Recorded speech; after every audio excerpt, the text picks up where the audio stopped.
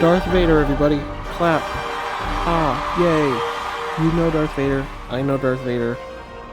Darth Vader from the Kenobi show. Others have tried. Show you how I finished this 3D printed. And failed. Like, really failed.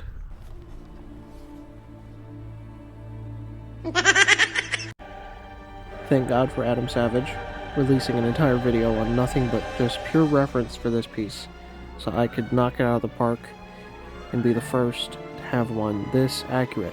Although not accurate in some places. As you can see, the chin vent is pretty big. This is off of a Ruby's Supreme Darth Vader helmet, picked up for 12 bucks on Macari. Truly a miracle.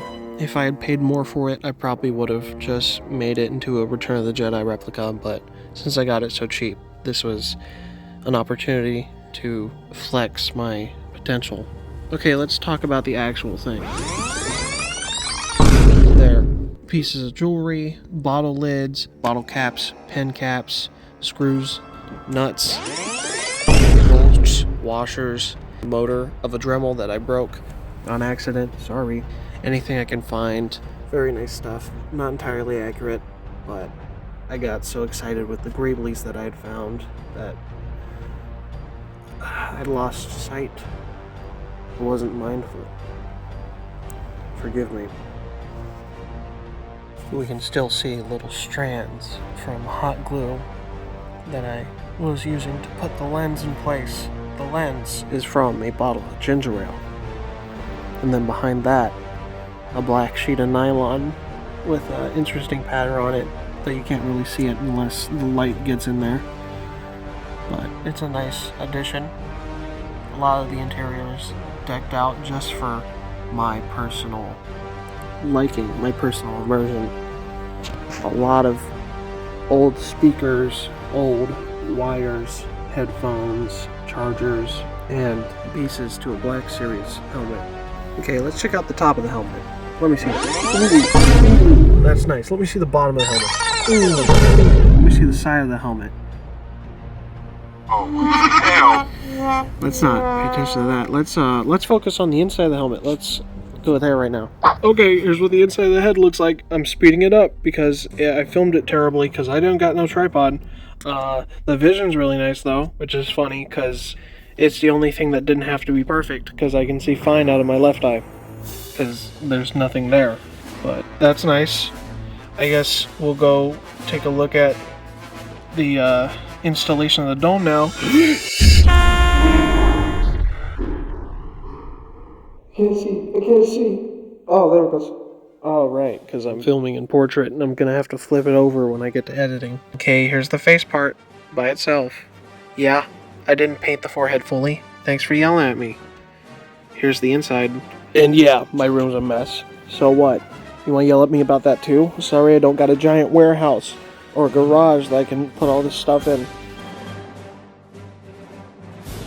Since this is a Ruby's helmet, the dome flops all over the place. It's never perfectly centered, so I've had to insert like big stacks of foam to stabilize the helmet. And here's one here. And I just cover it up with hot glue and more little wires. Here's the mouth. Nice blue light on it. Cinematic ass. Here's me putting the dome on.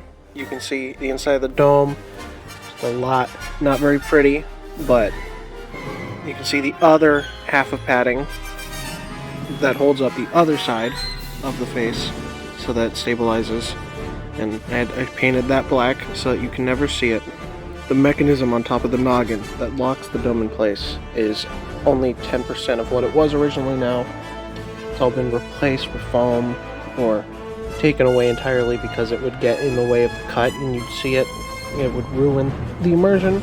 Not that anyone is going to ever be tall enough to stand over me and look inside the helmet and be like, that's wrong. But I want to get it right just for me, because this is for me to look at. Of course, any kid that's going to see me on parades or on Halloween is going to be like, oh my god, Darth Vader from Kenobi. And any parent's going to be like, oh my god, Darth Vader from Kenobi, go take a picture with him. Here you can see the top of the head connecting with the dome. It's a little tricky. I've never done it without, this is the first time just putting it on, waiting for the feel of it going on right. There's a Velcro, you can see me pushing that in, just making sure it's locked in place. Making sure the Velcro is very tight on the front. Where it needs to go, kind of need to grab it and pull it down and then into, because the factory dome where the eyebrow goes is a lot higher, so you kind of have to pull it down, yank it down. There's a screw sticking out on the other side of the locking mechanism, and the dome's locking mechanism has a notch cut where the screw will fit in perfectly and lock it. You can see a lot of the detail. You can see it on a mannequin head now in its full glory. And I wasn't tall enough to get over here, so I'm glad it turned out okay, because I couldn't see. Basically reaching over me, but yeah, you can see it now. Thank goodness. This is a great helmet to start on, because any damage, anything you're not perfectly sculpting, can just be rubbed off as battle damage. Here you can see how I thickened the sides. It's basically just like 3 sheets of sticker foam, and then I went over that with clay. And it's pretty inconspicuous unless you're actually in there. I might touch it up more. Speaking of touching up, I still have to do a lacquer coat on the outside of the dome, because it's supposed to be a lot shinier. And then when it goes up to the cut, it gets all dusty and matte. Now we are at the end of the video. This was not a tutorial by any means. I know I talked about some of the process, but this is mainly a showcase. A lot of this channel will be a showcase from now on. Any tips I will make videos on, but yeah, we're done. Anakin's gone. I am what remains.